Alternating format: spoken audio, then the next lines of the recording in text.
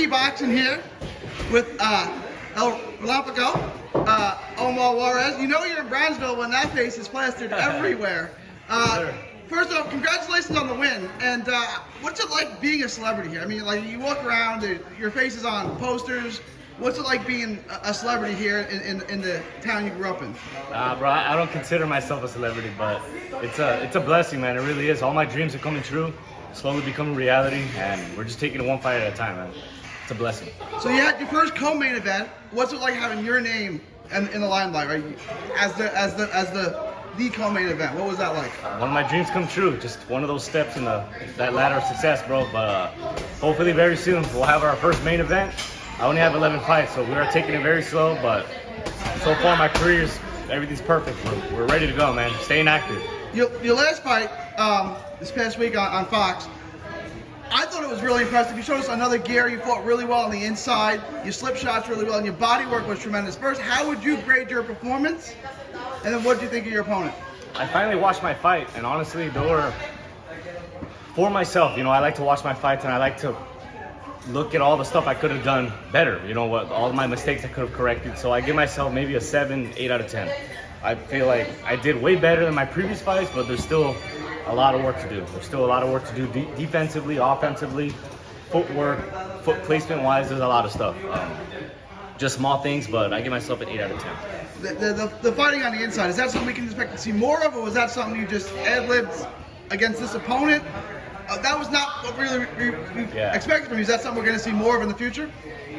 I mean, not really. Yes and no. I'm just trying to show that I'm not a one-dimensional fighter. You know, if the fighter wants to bang it out, we'll bang it out. If the fighter wants to outbox me, I can take it to him. If he wants to take it to me, I can outbox him. So, trying to show that I'm not just a one-dimensional fighter. It was, you know, we knew about the speed. We know that you could snap any punches, the skills direction. Now you showed us that you can grind out on the inside. That was highly, highly impressive. The body work, was that your best body work you've done to date? The body work was incredible.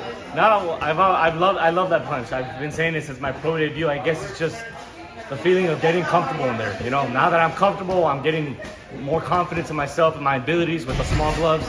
I feel like you guys are going to see a lot more, definitely. Do you know when we can expect to see you back in the ring? Now, as of now, we do not know. Hopefully in the summer, but just gonna stay active. I already took my week off. My body's fresh. My mind is fresh, so you know I'm ready just to stay active. I wanted to ask you a little about the charity work you do here in Brownsville, which is really, really admirable. You're a motivational speaker. You have your 6 steps to achieving your goals. Can you just run that down for us real quick? Oh, absolutely. There are no excuses: confidence, discipline, strategy, teamwork, and self-worth. And I talk about the 6 key principles on how to achieve your goals.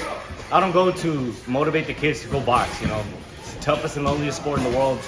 Wouldn't motivate anybody to do it. But I tell them how I interpreted these 6 key principles in my life, academically, and any goal that I wanted to achieve. And you know, it's helped them. The feedback we get, it's phenomenal, and it's a dream come true as well, man. I feel like I have a lot of kids, a lot of students to prove right, and a lot of people to prove wrong. And then you're also involved in a charity that's near and dear to my heart, Down by the Border. Can you tell us, you work with special needs, can you tell us a little bit about what you do with them and what Down by the Border is all about? Yes, sir, absolutely. Down by the Border is a non-profit organization, and we got into contact with them about 3 years ago. I was actually still an amateur, and they got us into events. First, they got us into the Night to Shine prom, sponsored by the Tim Tebow Foundation. It's a prom for the kids with special needs, and I was a Masters of Ceremonies for 3 years. The first year I did it was actually pretty cool. But ever since then, bro, we've been doing event after event after event, and it's a blessing. We're truly grateful. During the pandemic, we were training kids every Friday for free with special needs. My dad and I, my little brother as well, and it's just something that, you know, I guess I was raised to do. You know, always give back, no matter where we're from, no matter how far I get in my career. My parents always told me to give back, so that's exactly what we're doing. Speaking of your little brother, you want to mention what your little brother did a couple weeks ago in Louisiana? Oh yeah, definitely. That was a surreal brotherly moment. You know, something that I couldn't even do as an amateur. So to see the level that he's in right now at 16 years old, it's Sebastian Juarez. The Thunder, right? Yeah, it won a national. What weight was he? It won a 145. 145. Yeah, junior division. Junior division national champion. So he'll be going to train in Colorado. He'll be going to Colorado at the Olympic Training Center, and then I believe their first tournament is in Bulgaria. but I'm not sure where, when, or what. But he's gonna be traveling overseas. That's really good experience for him, and I'm proud of him. I really am. I spoke to him. He said he wants to stay as an amateur a few more years, so about 18, 19. When are we going to have an old Juarez card here in Brownsville? Oh man, very soon, very soon. We've actually talked about it, with the PBC people, and they've asked, are there any arenas, places big here in Brownsville that we can make fights?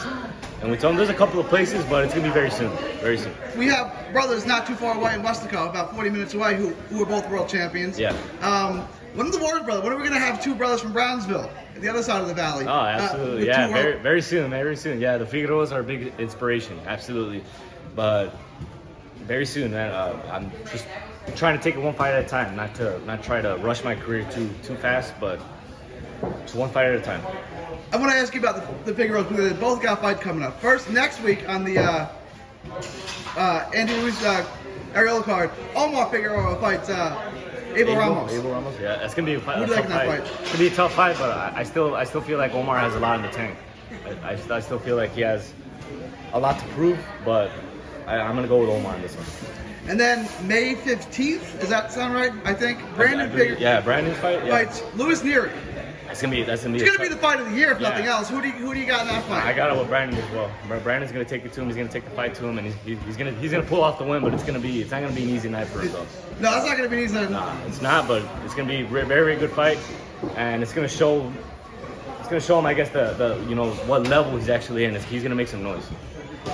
So the Rio Grande Valley, the RGV, is on fire. What's going on all of a sudden that the Valley is putting out all these world-class fighters one after another? No, we've always had talent, man. Even starting with here, we always had a lot of talent. I just feel like we just needed that person to open the doors for everybody, and that's exactly what I'm trying to do. That's exactly what Brandon's trying to do, and the other fighters here in the RGV. We're trying to open the doors for the newcomers that are Was coming. Omar the first world champion from the Valley? From Wesico or the Valley? Yeah. I'm not sure, man. I'm not sure. The very first, I'm not sure. Tell them where they can find you on social media. Taylor and Ramirez? Taylor and Ramirez, what do you got?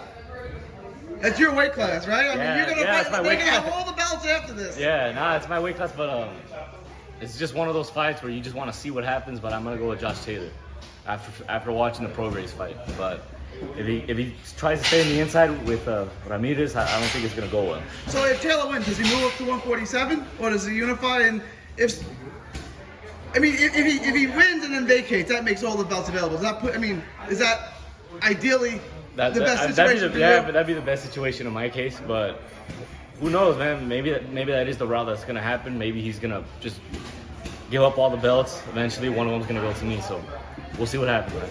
Tell them where they can find you on social media. On Facebook, my Facebook page, Omar Relampago Juarez, Instagram and Twitter at I'm Omar Juarez. God bless you. Thank you.